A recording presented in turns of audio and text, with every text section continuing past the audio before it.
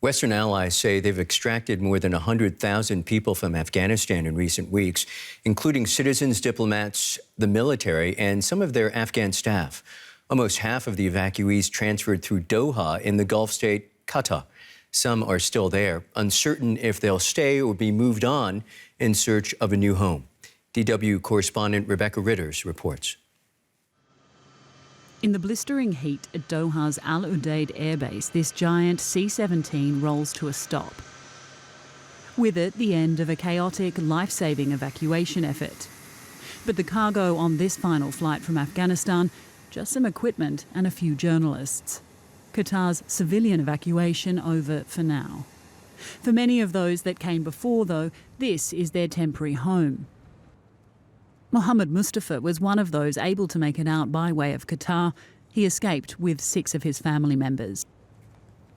Like so many others, they were caught unawares when the Taliban took control of Kabul.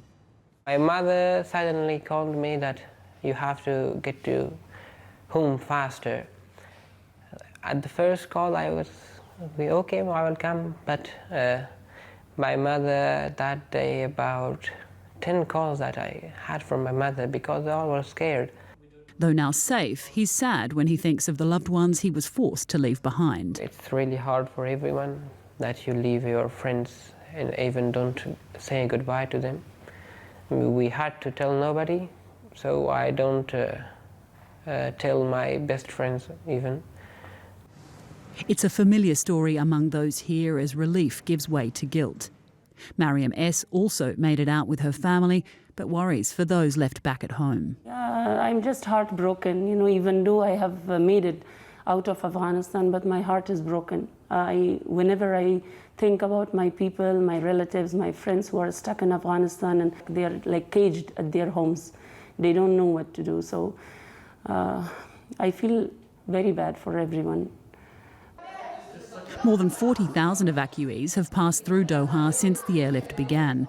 Qatar has served as a key transit point and the government here has been helping in any way it can. Since the evacuation, they've been fully supplied with, there's a health clinic on site, there are activities for the kids, there's ongoing, stock rooms that are filling up to make sure that people have access to whatever they need. Because a lot of people have come in either with, very few items or even no items at all. Most people are waiting to be transferred to third countries. Mariam doesn't yet know where she'll end up, but dreams of the day she'll be able to return home.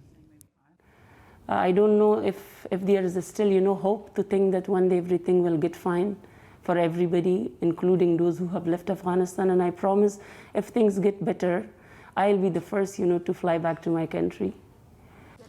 For now, though, she and the others here have to make the most of an uncertain future. DW Correspondent Rebecca Ritters, who filmed that report, now joins me from Doha. Hey, Rebecca, what's going to happen to the tens of thousands of people who've been evacuated to Qatar? Well, Michael, as I mentioned in the report, Qatar has served as a sort of intermediary, a sort of conduit. The people are coming here, they're filling out their applications, doing their PCR testing, all that kind of stuff. Obviously, the coronavirus has made the evacuations even harder. From here, most of them will be transferred to third countries, countries like the US, Germany and Canada being key locations, but lots of other countries also taking in many refugees. More than 50% of the sum of the 40,000 or so people that have already come to Doha have been already resettled elsewhere. And for those that are still here, more will be coming in the following days. There will be some that will stay here in Doha, but that number's still unclear. Poignant stories, I'm sure, everywhere there. We've already heard from some of the evacuees in your report. What else have they been telling you? It's a tragedy. I don't know how else to describe it, Michael. Talking to these people and hearing their stories is nothing short of a tragedy, really. They really speak of the heartbreak of leaving the country. I tried to convey that in the report because whilst they feel really lucky to be able to be in safety now, they, of course, are very passionate people. They're very patriotic people. They love their country, and they really, all the people I spoke to said that they were just heartbroken, not just to leave the country itself, but also the people that they've had to leave behind. There's also a growing sense of guilt, if I could put it like that, in that many people who are now safe really fear for their friends and family back at home. So it's a devastating situation, and of course lots of tears shed in those storytelling. Qatar clearly playing a key role, at least in some phase of this story. How important is Qatar when it comes to facilitating dialogue with the Taliban? Well, Qatar have played a key role facilitating dialogue with the Taliban long before the takeover a short while ago. They have been hosting the Taliban here in Qatar, in Doha, for many years at the request of the US, and they've been holding lots of talks between the Taliban and Western nations, as well as intra-Afghan talks with the Afghan government. They obviously didn't go that well, as we've seen in the past few weeks, but it has been a very key role. They've also played a key role in the evacuations. There's obviously had to be negotiations with the Taliban in order to get the people that have been able to get out. And of course, going forward, Qatar say that they are still willing to try and evacuate more people and continue those negotiations to try and evacuate people after that 31st US deadline. That may be essential. That's Rebecca Ritters from Doha. Many thanks, Rebecca. For more on the humanitarian situation in Afghanistan, I'm joined now by Chris Meltzer from the UN Refugee Agency, or UNHCR, here in Berlin. Welcome back to DW, Chris. We've just heard there from evacuees that they're worried about those left behind. What are the conditions those displaced people still inside the country are facing? Some of them are in really dire conditions. So we have about 3.5 million refugees within the country, so internal displaced persons, Afghans who are in Afghanistan and who are kind of refugees, IDPs, and many of them are in very dire conditions. That's why we try to help them.